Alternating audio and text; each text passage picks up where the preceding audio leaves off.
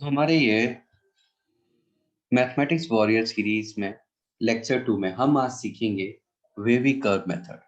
Lecture 1 में हमने सीखा था कि इंटरवल्स को कैसे डिफाइन किया जाता है, उनको कैसे लिखा जाता है, कैसे रिप्रेजेंटेशन हम उनको करते हैं एग्जाम में, किस तरह से हमें मिलता है और किस तरह से ऑप्शंस मिलते हैं जिनके आंसर हमें देने होते हैं। तो इनइक्वलिटी में इंटरवल्स बहुत इंपॉर्टेंट है और wavy curve method most important है, इसकी रीढ़ की हड्डी है, क्योंकि इसके बिना हम इनइक्वलिटी को सॉल्व ही नहीं कर सकते। तो इसलिए इसकी प्रैक्टिस करना हमें बहुत ज़्यादा इंपॉर्टेंट है। इसको बहुत अच्छे से हमें आना चाहिए किस तरह से हम क्वेश्चन को सॉल्व करते हैं। तो देखो, मैंने यहाँ कुछ स्टेप्स लिखे हैं, इसको हम प्रैक्टिकली भी देखेंगे क्वेश्चंस को सॉल्व करके किस तरह से करते हैं। जैसे स्टेप्स टू फॉलो, फर्स्ट क्या है, हमें देखना है question must be in the factorization form. Question जो है वो फैक्टराइजेशन फॉर्म में होना चाहिए। जैसे कि मैंने यहाँ एक एग्जांपल लिया है, इसमें एलएचएस में देखो सारी चीजें फैक्टराइजेशन फॉर्म में है, x x plus two whole square, सारे टर्म्स फैक्टराइजेशन फॉर्म में है। तो इस तरह हमेशा सारी चीजें फैक्टराइजेशन फॉर्म में होनी चाहिए। Second, RHS must be zero. RHS को क्या होना चाहिए, हमेशा जीरो। जैसे कि यहाँ दिख रहा है आपको आरएचएस जीरो है, इसी तरह से हमेशा आरएचएस जीरो होना चाहिए। Third, make coefficient of x positive in each and every term. जितने भी टर्म है उसमें एक्स के कोफिशिएंट को हमेशा क्या बनाना है, पॉजिटिव। ये बहुत इंपॉर्टेंट है। जैसे देखो यहाँ, ये तो पहले से ही पॉजिटिव है, हमें कोई दिक्कत नहीं है। X plus two whole square ये भी पॉजिटिव है, एक्स माइनस वन ये भी पॉजिटिव है। थ्री माइनस टू एक्स, यहाँ एक्स का कोफिशिएंट कितना है, माइनस टू, और वो निगेटिव है, इसको पॉजिटिव बनाना पड़ेगा। तो इसको हम अंडरलाइन कर लेते हैं। और x minus three whole power four, ये भी एक्स का ऑप्शन प्लस वन है, चलेगा, ये कोई दिक्कत नहीं है। अब इसको पॉजिटिव कैसे बनाया जाए, सिंपल, माइनस कॉमन ले लो। तो हम यहाँ से माइनस निकाल देते हैं बाहर, और ये माइनस को कहाँ लेके देंगे, सबसे आगे। जैसे हमने सबसे आगे लिखा तो एक क्वेश्चन क्या बन जाएगा, माइनस ऐसे आ जाएगा, into x plus two whole square into x minus one.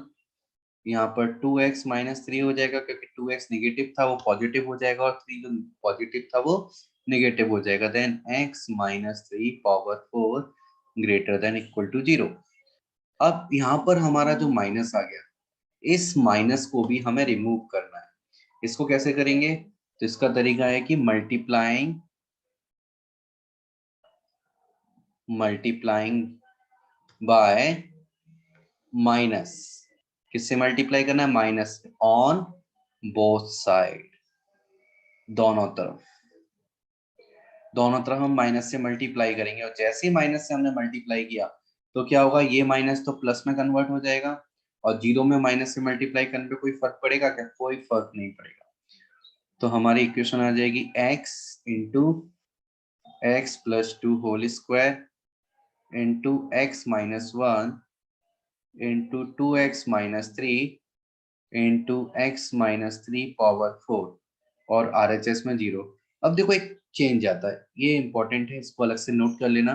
क्या चेंज आता है, जब भी हम कभी भी किसी भी इनइक्वलिटी में, इनइक्वलिटी मतलब जब लेस और ग्रेटर देन का साइन आता है, जैसे कि यहाँ पर है माइनस से मल्टीप्लाई करते हैं, तो माइनस से मल्टीप्लाई करने पर ये साइन चेंज हो जाएगा। पहले ग्रेटर का था तो अभी किसका बन जाएगा, लेस का। ऐसा हो गया। तो थर्ड स्टेप हमने कंप्लीट कर लिया। अब नाउ हमें क्या बोला गया है, fourth step, find zeros and poles. अब जीरोज एंड पोल्स फाइंड करने हैं। फाइंड तो हम कर लेंगे, लेकिन पहले पता तो चले होते क्या है, हमें मालूम ही नहीं है, कैसे पता करेंगे।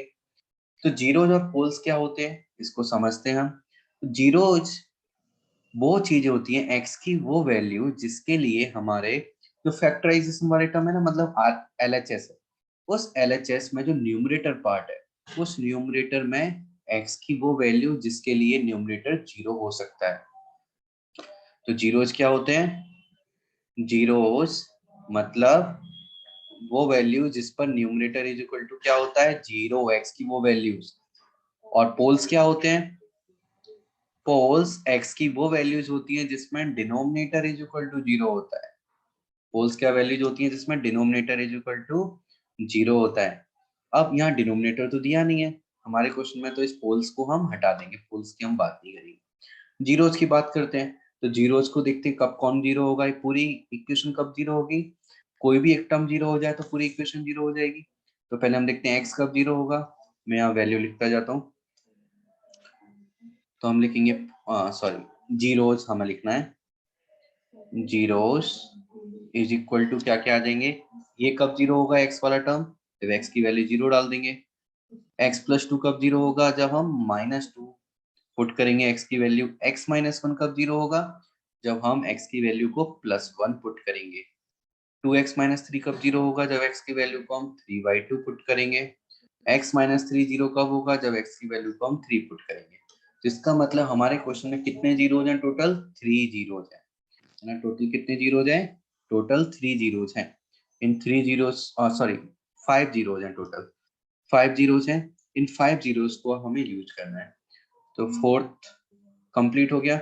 अब किसका देखना है हमें, फिफ्थ वाला बोला है put values of x on the number line. एक नंबर लाइन बनाओ पहले। तो मैं एक नंबर लाइन लेता हूँ, एक नंबर लाइन ली। अब इस पर सारे जीरोस को पुट करना है।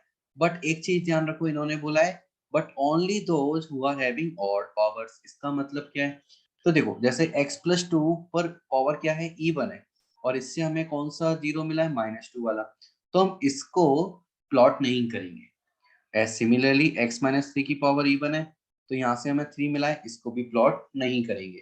किस, जैसे x की पावर वन है, ऑड है, तो इसको प्लॉट करेंगे। x माइनस वन यहाँ पावर ऑड थी, इसको प्लॉट किया जाएगा।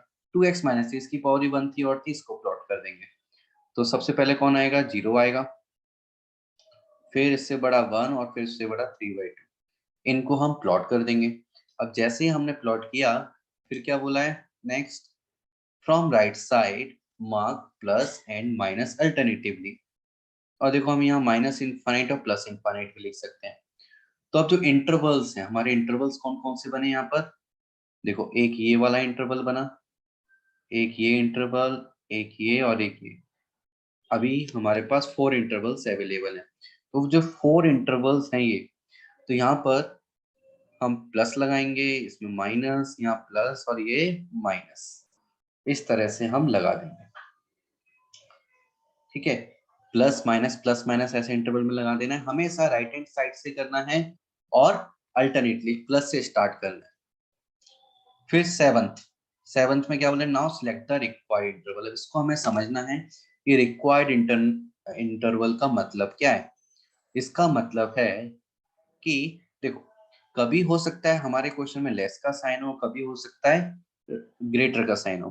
तो जीरो की तरफ की हम बात नहीं कर रहे, जहां पर हमारे टर्म्स हैं, तो वहां पर यदि हमारा लेस वाला साइन है, लेस वाला साइन क्या होता है ये, यदि लेस वाला साइन है तो हमारा आंसर क्या होगा, नेगेटिव इंटरवल्स हमारे आंसर होंगे। हमारे आंसर क्या हो जाएंगे, नेगेटिव इंटरवल्स। और यदि ग्रेटर वाला हमारा है, इसको भी हम समझेंगे इस क्वेश्चन में भी कैसे करना है। तो यदि ग्रेटर वाला हमारा साइन है तो हमारे प्लस इंटरवल्स आंसर हो जाएंगे। जैसे कि हमारा क्वेश्चन में देखो, अब देखो ओरिजिनल तो ये क्वेश्चन था, लेकिन यहाँ पर नहीं देखना हमें, हमें कहाँ देखना है, जहां पर जीरो कैलकुलेट किए ना उससे जस्ट पहले, पहली वाली स्टेप पर।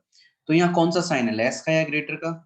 तो हम देखेंगे यहाँ कौन सा साइन है, यहाँ लेस का साइन है, इसलिए हमारे आंसर कौन से मिलेंगे, नेगेटिव वाले। मतलब ये वाला इंटरवल और ये वाला इंटरवल, ये हमारे आंसर होंगे। तो हम इसको थोड़ा सा ऊपर सरकाते हैं, तो हमारे आंसर हमें मिल गए। यहाँ से मैं इसको अलग से लिखता हूँ, अलग कलर से।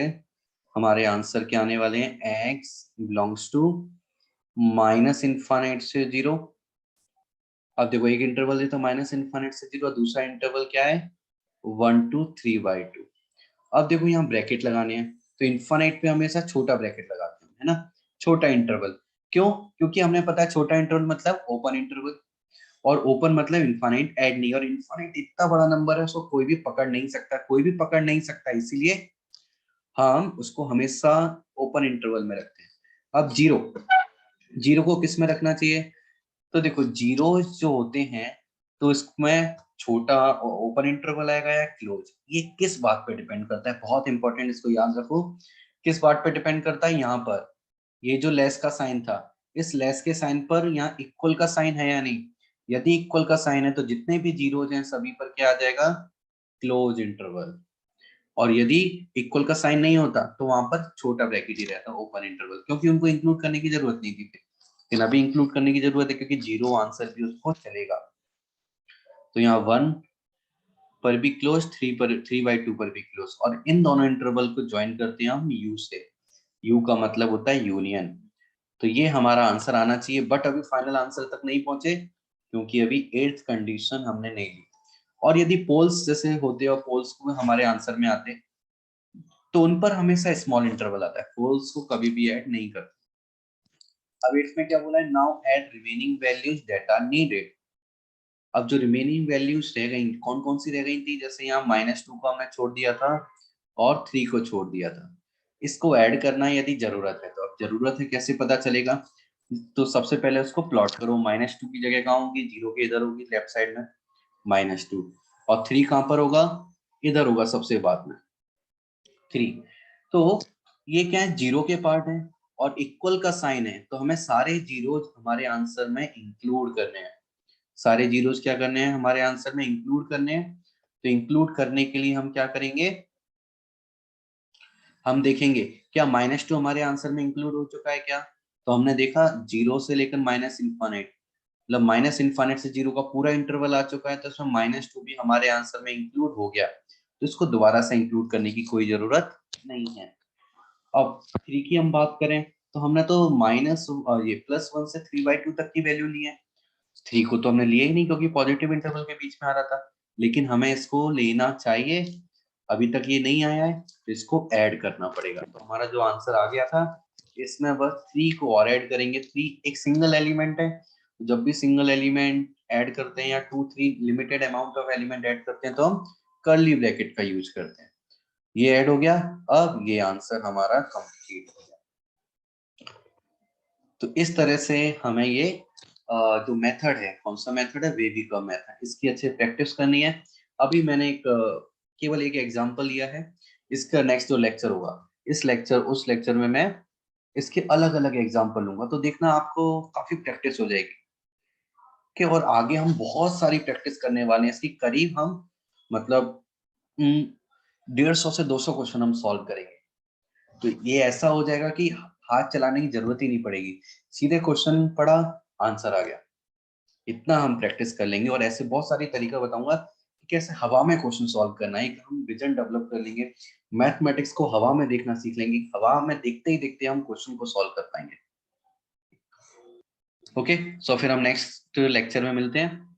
आप इस लेक्चर को अच्छे से देखना, और इसका जो नोट्स है ये मैं आपको डिस्क्रिप्शन बॉक्स में डाल दूंगा, और आप हमारा टेलीग्राम चैनल भी ज्वाइन कर सकते हो, जिससे आपको सारे नोट, टेस्ट, वीडियोस सब टाइम टू टाइम मिलते रहेंगे।